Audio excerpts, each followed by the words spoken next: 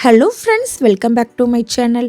இன்றைக்கி நம்ம எல்லாரும் கிச்சனில் யூஸ் பண்ண ஆரம்பிச்சிருக்கிற இல்லை வாங்கலாமா வேண்டாமான்னு இப்போ வரைக்கும் யோசிச்சுக்கிட்டு இருக்கிற ஒரு மாடர்ன் அப்ளைன்சஸ் பற்றி தான் நம்ம பேச போகிறோம் இந்த வீடியோவில். ஸோ அதுதான் இந்த இன்ஃப்ராரெட் ஸ்டவ். நம்ம ஊரில் ஒரு புது டெக்னாலஜி வந்தால் சும்மா விடுவாங்களா என்ன? சுற்றி இருக்கிற 4 பேர் 4 விதமாக பேச தான் செய்வாங்க. நான் சில பேரை சொல்கிறேன். ஃபஸ்ட்டு என்னென்னு பார்த்தீங்கன்னா, ஐயோ இதில் குக் பண்ணால் பயங்கரமான ரேடியேஷன் வரும், கேன்சர் கூட வர சான்ஸ் இருக்குது அப்படின்னு சொல்லுவாங்க. இன்னும் சிலர் பார்த்திங்கன்னா, கரண்ட் பில் உங்களோட சம்பளத்தை பாதி நீங்கள் கரண்ட் பில்லாக கொடுத்துருவீங்க அப்படின்னு சொல்லுவாங்க. இன்னும் சிலர் பார்த்திங்கன்னா, போச்சு பாத்திரமே அப்படியே மெல்ட் ஆகிரும் அப்படின்னு கூட சொல்லுவாங்க. இன்னும் என்ன சொல்லுவாங்கன்னா, இல்லைப்பா இன்ஃப்ராரெட்டில் நீ குக் பண்ணினா உங்கள் ஹெல்த்துக்கு நல்லதே இல்லை, அந்த மாதிரி கூட சொல்கிறத நீங்கள் கேள்விப்பட்டிருப்பீங்க. ஆனால் இதெல்லாம் உண்மையா இல்லை வெறும் கட்டுக்கதையா அப்படின்றத இந்த வீடியோவில் நம்ம பார்க்க போகிறோம். ஸோ இன்ஃப்ராரெட் ஸ்டவ் எப்படி ஒர்க் ஆகுது, ஒரு டாப் 6 கட்டுக்கதை என்ன அப்படின்றத பார்க்க போகிறோம்.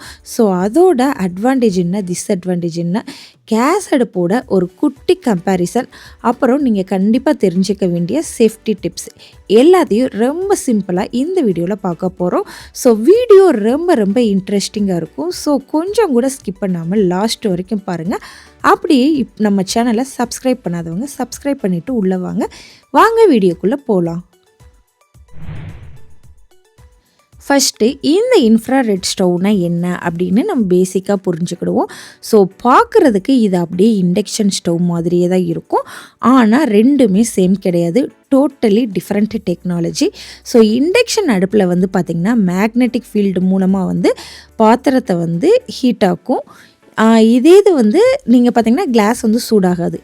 ஆனால் இந்த இன்ஃப்ராரெட் ஸ்டவ்க்குள்ளே ஒரு ஸ்பெஷல் ஹை குவாலிட்டி காயில் இருக்கும். இல்லாட்டினா ஹாலோஜன் லேம்ப்பு கூட வச்சுருப்பாங்க. ஸோ நீங்கள் ஆன் பண்ண உடனே அதில் இருந்து இன்ஃப்ராரெட் வேவ்ஸ் லைட் வேவ்ஸ் வரும். ஸோ இந்த வேவ்ஸ் தான் என்ன பண்ணும்னா, முதல்ல அதுக்கு மேலே இருக்கிற அந்த கிளாஸை சூடாக்கும். அந்த கிளாஸ் என்ன செய்யும்னா, நெக்ஸ்ட்டு அந்த கிளாஸில் இருக்கிற ஹீட் பாத்திரத்துக்கு ட்ரான்ஸ்ஃபர் ஆகும். ஸோ இண்டக்ஷன் அடுப்புக்கு நீங்கள் பார்த்தீங்கன்னா மேக்னெட்டு எந்த பாத்திரத்தில் ஒட்டுதோ அது மட்டும்தான், இண்டக்ஷன் பேஸ் பாத்திரம் மட்டும்தான் இண்டக்ஷனில் ஒர்க் ஆகும். ஆனால் இன்ஃப்ராரெட் ஸ்டவ்வில் அந்த பெரிய ப்ளஸ்ஸே இது தான். ஸோ நம்ம வீட்டில் நார்மலாக ஸ்டீல் பாத்திரம், அலுமினியம், தோசை தவா, அப்புறம் நம்ம பாரம்பரியமாக சமைக்கிற மண்பானை எல்லாமே யூஸ் பண்ணலாம். இதனால தான் இப்போது நிறையா ஃபேமிலிஸ் இன்ஃப்ராரெட் ஸ்டவ்வை விரும்பி வாங்க ஆரம்பிச்சிருக்காங்க. ஓகே, இப்போ இதோட ஒர்க்கிங் ப்ராசஸ் என்னென்னு தெரிஞ்சுக்கிட்டோம். அடுத்து நம்ம மெயின் பார்ட் என்னென்னு பார்க்க போகிறோம்னா, கட்டுக்கதைகள் தான் பார்க்க போகிறோம். ஸோ கட்டுக்கதைகள் அப்புறம் உண்மை என்ன அப்படின்றத டீட்டெயிலாக பார்க்க போகிறோம். ஃபஸ்ட்டு பார்த்திங்கன்னா, இந்த இன்ஃப்ராரெட்டில் நம்ம குக் பண்ணுறனால அதிலேருந்து வர ரேடியேஷன் கேன்சரை உருவாக்கும் அப்படின்னு ஒரு ரூமர்ஸ் போய்கிட்டு இருக்கு. நீங்கள் சப்போஸ் வாட்ஸ்அப்லேயும் ஃபேஸ்புக்லேயும் பார்த்துட்டு நிறைய பேர் இந்த அடுப்பை வாங்கவே பயப்படுறாங்க. இப்போ நம்ம அறிவியல் பூர்வமாக பார்த்தா இந்த கதிர்வீச்சில், இந்த ரேடியேஷனில் 2 டைப்ஸ் இருக்குது. ஒன்று பார்த்திங்கன்னா அயனைசிங் ரேடியேஷன், இன்னொன்று நான் அயனைசிங் ரேடியேஷன். ஸோ இந்த ஃபஸ்ட்டு நம்ம பார்க்குறது அயனைசிங் ரேடியேஷன். இது பார்த்திங்கன்னா நம்ம எக்ஸ்ரே, இந்த காமா கதிர்கள் இந்த மாதிரி இருக்குல்ல, ஸோ அதுதான். ஸோ இதுதான் உடம்புக்கு ரொம்பவே ஆபத்தானது. இன்னொன்று நான் அயனைசிங். ஸோ இது பார்த்திங்கன்னா இது இன்ஃப்ராரெட், இது 2வது வகையை சேர்ந்தது. சிம்பிளாக ஒரு எக்ஸாம்பிள் சொல்கிறேன். நாம் தினமும் காலையில் சூரியன்கிட்டேருந்து நமக்கு வர இயற்கையான அந்த ஹீட் இருக்குது பார்த்திங்களா, ஸோ அதில் இருக்கிறது இந்த இன்ஃப்ராரெட் கதிர்கள் தான். அதே மாதிரி நம்ம வீட்டில் யூஸ் பண்ணுற டிவி ரிமோட், அப்புறம் ஹீட்டர், ஏன் துணி அயன் பண்ணுற அயன் பாக்ஸ்லேருந்து கூட இந்த இன்ஃப்ராரெட் ஹீட்டு தான் வருது. ஸோ இதனால் உடம்போட டிஎன்ஏ மாறாது, கேன்சர் வர்றதுக்கும் சான்ஸே இல்லை. இது வெறும் 100% பாதுகாப்பானது தான். ஆனால் இதோட ஒரே ஆபத்து என்னென்னா, சமைக்கிறப்ப அந்த கிளாஸ் டாப்பை 500 டிகிரி செல்சியஸுக்கும் மேலே சூடாக இருக்கும், தொட்டால் கை சுடும். ஸோ அதை தவிர எந்த ரேடியேஷன் பயமும் இதற்கு தேவையே இல்லை. செகண்டு பார்த்தீங்கன்னா, கரண்ட் பில் வந்து ரொம்ப தாறுமாறா ஏறிடும். நடுத்தர குடும்பங்களுக்கு இந்த இன்ஃப்ராரெட் அடுப்பு செட்டே ஆகாது அப்படின்னு ரூமர்ஸ் வந்து வந்துக்கிட்டு இருக்கு. ஸோ இது ஒரு முக்கியமான கேள்வி. இன்ஃப்ராரெட் ஸ்டவ் வந்து பொதுவா 1000 வாட்ஸ்லருந்து 2000 வாட்ஸ் வரைக்கும் பவர் எடுக்கும். நீங்கள் தினமும் காலை, மதியம், இரவுன்னு எல்லா நேரமும் வந்து இதிலேயே வந்து ஃபுல் பவரில் சமைச்சா மட்டும்தான் கண்டிப்பாக கரண்ட் பில் கூடும். ஆனால் இண்டக்ஷன் அடுப்போட நம்ம கம்பேர் பண்ணுறப்ப இதில் வந்து ஒரு 30% வந்து அந்த ஹீட் வந்து காற்றுல வேஸ்ட் ஆகுது. ஏன்னா இது முதல்ல வந்து கிளாஸை சூடாக்கி அதுக்கப்புறமா வந்து பாத்திரத்துக்கு வந்து ஹீட்டை வந்து ட்ரான்ஸ்ஃபர் பண்ணுது. ஸோ ஆனால் இன்றைக்கி தேதியில் பார்த்திங்கன்னா கேஸ் சிலிண்டர் விலை ஏறிக்கிட்டே போகுது. நீங்கள் ஸ்மார்ட்டாக குழம்பு வைக்கிறதுக்கு, தண்ணி வந்து சூடு பண்ணுறதுக்கு, பால் காய்ச்சறதுக்கு போன்ற எல்லா வேலைகளுக்குமே வந்து கேஸ் அடுப்புக்கு மாற்றாக இதை வந்து நீங்கள் சைடில் யூஸ் பண்ணிங்கன்னா சிலிண்டர் வந்து எக்ஸ்ட்ரா வந்து ஒரு மாதத்துக்கு வந்து உங்களுக்கு வந்து கிடைக்கும். ஸோ நீங்கள் இதை வந்து முறையாக யூஸ் பண்ணிங்கன்னா உங்கள் பட்ஜெட் ஃப்ரெண்ட்லி தான். நெக்ஸ்ட்டு ரூமர் என்னென்னா, மேலே இருக்கிற அந்த கிளாஸ் டாப் வந்து சமைக்கிறப்ப டக்குன்னு உடஞ்சி வெடிச்சிரும் அப்படின்னு. ஸோ நிறைய பேர் கேட்குறாங்க, கனமான இந்த பிரியாணி அண்டாவோ இல்லை 5 லிட்டர் குக்கரையோ வச்சா இந்த கிளாஸ் தாங்குமா அப்படின்னு. நீங்கள் ஏதாச்சும் லோக்கல் பிராண்ட் வாங்கினீங்கன்னா கண்டிப்பாக உடைய சான்சஸ் இருக்குது. ஆனால் நல்ல பிராண்டட் இன்ஃப்ராரெட் ஸ்டவ்வில் வந்து நீங்கள் யூஸ் பண்ணிங்கன்னா இந்த பிரச்சனை வந்து உங்களுக்கு வரவே வராது. ஏன்னா இதில் யூஸ் பண்ணியிருக்கிறது வந்து சாதாரண கிளாஸ் கிடையாது. ஸோ இதில் பார்த்தீங்கன்னா ஒரு செராமிக் கிளாஸ் தான் வந்து இது யூஸ் பண்ணியிருக்காங்க. ஸோ இது வந்து இந்த கார் விண்ட்ஷீல்டு மாதிரி ரொம்பவே ஸ்ட்ராங்காக இருக்கும். 20லேருந்து 25 கிலோ வரைக்கும் அசால்ட்டாக தாங்கும். ஆனால் இதில் நீங்கள் செய்யக்கூடாத ஒரு தப்பு இருக்குது. என்னென்னா, அடுப்பை ஆன் பண்ணி நல்லா ரெட் கலராக சூடாக இருக்கிறப்ப அதில் சில்லுன்னு இருக்கிற குளிர்ந்த தண்ணியை வந்து நீங்கள் டக்குன்னு ஊற்றுனீங்கன்னா தெர்மல் ஷாக்கு, அதாவது வந்து வெப்ப அதிர்ச்சி காரணமாக அந்த கிளாஸ் வந்து விரிசல் விட சான்சஸ் இருக்குது. அதே மாதிரி கனமான பாத்திரத்தை வந்து தூக்கி டப்புன்னு அடுப்பு மேலே வச்சிங்கனாலும் கண்டிப்பாக ஸ்க்ராட்ச் ஆகிறதுக்கு இல்லை உடையிறதுக்கு கூட சான்சஸ் இருக்குது. ஸோ நீங்கள் பார்த்து வந்து நீங்கள் வந்து ஹேண்டில் பண்ணுங்கள். ரூமர் நம்பர் 4, இன்ஃப்ராரெட் அடுப்பில் சமைச்சா சாப்பாட்டில் இருக்கிற சத்து எல்லாமே போயிடும், ஸோ அன்ஹெல்த்தி அப்படின்னு. ஸோ சாப்பாடு ஹெல்த்தியாக இருக்கிறது வந்து அடுப்பை பொறுத்ததே கிடையாது, நம்ம சமைக்கிற முறையை பொறுத்து தான். இப்போ இன்ஃப்ராரெட் வந்து அதோட வேலை என்னென்னா, வெப்பத்தை வந்து ஹீட்டை வந்து பாத்திரத்தோட அடிப்பகுதிக்கு கொடுத்து வெப்பத்தை வந்து ஒரே மாதிரி சீராக வந்து பரவ வைக்கிறது தான். ஸோ இதனால் சாப்பாடு கருகாமல் அடிப்பிடிக்காமல் இருக்கும். உண்மையை சொல்லணும்னா கேஸ் அடுப்பில் சமைக்கிறப்ப நீங்கள் வந்து பார்த்திங்கன்னா கார்பன் டை மோனாக்சைடு வாயுக்கள் வந்து ரிலீஸ் ஆகும்.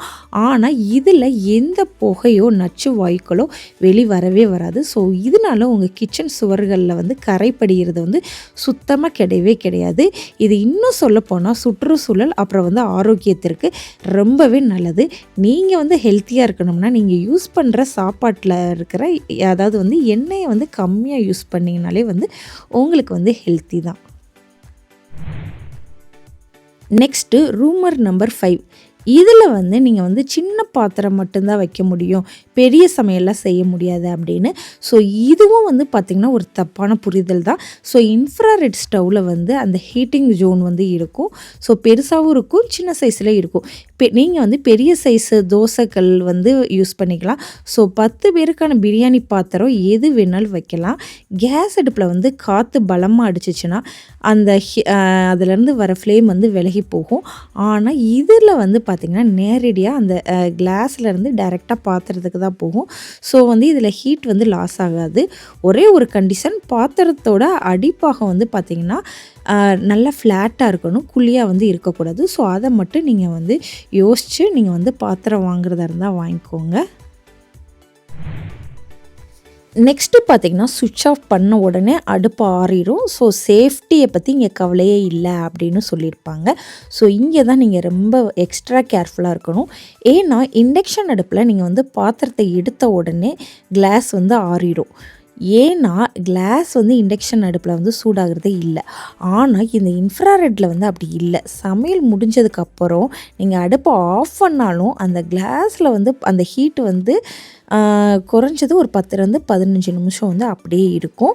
அடுப்புக்குள்ளே ஒரு ஃபேன் ஓடிக்கிட்டே இருக்கும். அதை அந்த கிளாஸை வந்து குளிர வைக்கிறதுக்காக தான். ஸோ அந்த ஃபேன் சத்தம் வந்து சவுண்டு கேட்காமல் இருக்கிற வரைக்கும் நீங்கள் வந்து பக்கத்தில் போயிடாதீங்க. அது மட்டும் இல்லாமல் உங்களுக்கு வந்து ஹச்சுன்னு ஒரு இண்டிகேட்டர் லைட்டு வந்து இருக்கும். அந்த இண்டிகேட்டர் லைட் ஆஃப் ஆனதுக்கப்புறம் தான் நீங்கள் வந்து அடுப்பை தொடணும். அதுக்கப்புறம் அதுக்கு முன்னாடியே தொட்டுறாதீங்க. அந்த ஹச்சுன்னு இருக்கிறப்ப தொட்டுறாதீங்க. உங்கள் வீட்டில் வந்து குட்டி குழந்தைகள்லாம் இருந்துச்சுன்னா ரொம்பவே இது ஆபத்து. ஸோ அவங்களாம் வந்து நீங்கள் வந்து சொல்லிடுங்க, இந்த மாதிரி ஹச்சுன்னு இருந்துச்சுன்னா அடுப்பை தொடக்கூடாது அப்படின்றது. ஸோ அவங்களுக்குலாம் சொல்லி கொடுத்தீங்கன்னா ரொம்பவே சேஃபாக இருப்பாங்க. நீங்களும் பயப்படாமல் இருக்கலாம். இப்போ வரைக்கும் என்னென்ன ரூமர்ஸ்லாம் போய்கிட்டு இருக்கு, அதோட உண்மை என்னன்றதை வந்து நீங்கள் ஈஸியாக தெரிஞ்சிருப்பீங்க. ஸோ நெக்ஸ்ட்டு என்னென்னா, இந்த இன்ஃப்ராரெட் ஸ்டவ்வை வந்து நீங்கள் வாங்குறதுனால என்ன அட்வான்டேஜெல்லாம் இருக்குதுன்னு பார்த்துடலாம். ஃபஸ்ட்டு பார்த்தீங்கன்னா, நீங்கள் வந்து இண்டக்ஷனுக்கு தான் புதுசாக காசு போட்டு ஸ்பெஷல் பாத்திரம்லாம் வாங்கணும். ஸோ ஆனால் இந்த இன்ஃப்ராரெட்டுக்கு அந்த மாதிரி தேவையில்லை. உங்கள் வீட்டில் இருக்கிற பாத்திரத்தையும் நீங்கள் யூஸ் பண்ணலாம். ஆனால் பார்த்தீங்கன்னா வந்து குழியாக இருக்கிற பாத்திரம்லாம் யூஸ் பண்ண முடியாது. நல்ல ஃப்ளாட்டாக இருக்கிற பாத்திரம் தான் யூஸ் பண்ண முடியும். அதுக்கப்புறம் பார்த்தீங்கன்னா, ஃப்ளாட் கிளாஸ் டிசைனாக இருக்கிறனால உங்கள் கிச்சன் வந்து பார்க்க வந்து ஒரு ப்ரீமியம் அப்புறம் வந்து மாடர்ன் லுக்கு கொடுக்கும். அதுக்கப்புறம் இது ரொம்ப லைட் வெயிட். ஸோ ஈஸியாக நீங்கள் எங்கேனாலும் மூவ் பண்ணி எடுத்துகிட்டு போக முடியும். ஸோ ஸ்டூடெண்ட்ஸ்க்கெலாம் இது ரொம்ப நல்லது. அதுக்கப்புறம் பார்த்திங்கன்னா, இதில் வந்து நேரடியாக வந்து அந்த ஃப்ளேம், அதாவது வந்து நெருப்பு வராததுனால காற்றுல வந்து ஒரு துணியோ இந்த மாதிரி பட்டு தீப்பிடிக்கிறதுக்கான சான்சஸ் இல்லை. கேஸ் வந்து லீக் ஆகும் அப்படின்ற பயமும் இதில் கிடையாது. அதுக்கப்புறம் பார்த்திங்கன்னா, உங்களால் சமைச்சு முடித்தோடனே அடுப்பு ஆறுனதும் ஒரு ஈஸியாக ஒரு காட்டன் துணியை வச்சு ஜஸ்ட்டு நீங்கள் வந்து துடைச்சிங்கன்னா சூப்பராக க்ளீன் ஆயிரும். ஸோ நீங்கள் கஷ்டப்பட்டு இந்த பர்னர் தேய்க்கிற வேலை அந்த மாதிரி எதுவுமே வந்து இதில் இல்லை. ஸோ அட்வான்டேஜ் மட்டும் பார்த்தா எப்படி, நெக்ஸ்ட்டு டிஸ்அட்வான்டேஜ் இருக்குல்ல. ஸோ டிஸ்அட்வான்டேஜ் என்னென்னு பார்த்துடலாம். ஸோ ஃபஸ்ட்டு வந்து என்னென்னா, டிஸ்அட்வான்டேஜில் நீங்கள் வந்து பார்த்திங்கன்னா, முன்னாடியே சொன்ன மாதிரி தான் கிளாஸ் டாப் வந்து பயங்கரமாக சூடாகும். தெரியாமல் கையை வச்சா தீக்காய ஏற்பட சான்சஸ் இருக்குது. அதுக்கப்புறம் பார்த்திங்கன்னா, இது முழுக்க கரண்ட்டை நம்பி மட்டும் இருக்கிற ஒரு அடுப்பு. ஸோ கரண்ட்டு போச்சுன்னா அவ்வளோதான், உங்களால் சமைக்க முடியாது, சமையல் நின்றும். கேஸ் அடுப்போட ஸ்பீடை கம்பேர் பண்ணுறப்ப சில வகையான சமையலுக்கு வந்து கொஞ்சம் டைம் வந்து எக்ஸ்ட்ரா டைம் வந்து எடுக்கும். ஸோ அதுக்கப்புறம் வந்து ஃபோர்த்து பார்த்திங்கன்னா வந்து ரொம்ப முக்கியம். நீங்கள் வந்து கிளாஸ் வந்து ரொம்ப ஸ்ட்ராங்காக இருந்தாலும் நீங்கள் ரஃப்பாக யூஸ் பண்ணீங்க, இல்லை பாத்திரத்தெல்லாம் தூக்கி டம்முன்னு அந்த கிளாஸ் மேலே போட்டிங்கனாலும் உங்கள் அடுப்பு உடையிறதுக்கான சான்சஸ் இருக்குது. ஸோ சாஃப்டாக ஹேண்டில் பண்ணுங்கள்.